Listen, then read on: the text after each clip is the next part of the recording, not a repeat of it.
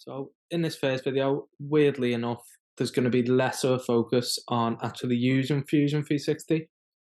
And that's because after having a conversation with Murray Adams, who is the senior designer at BAC, we had a conversation about the general processes that they take in automotive design.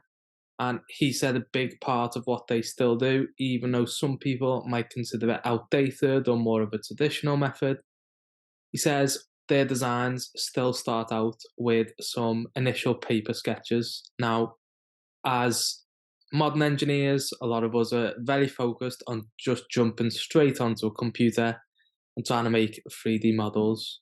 But these initial sketches still play a really important part of automotive design.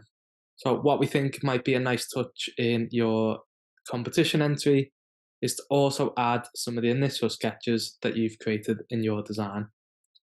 Along with that, those sketches could also help with the actual CAD design of your model, which finally brings us on to how to start off with that design in terms of Fusion. Now, once we've got those initial sketches, a really good tip for me would be to do it from multiple perspectives.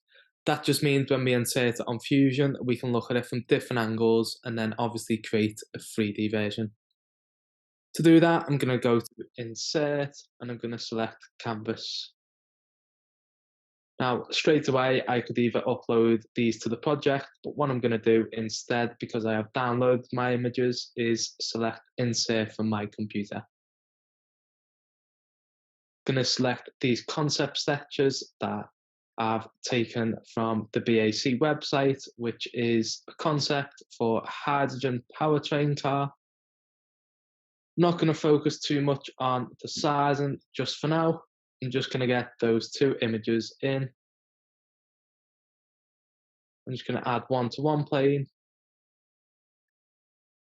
I'm going to add this one here. So I've got a plan view as well as a side view.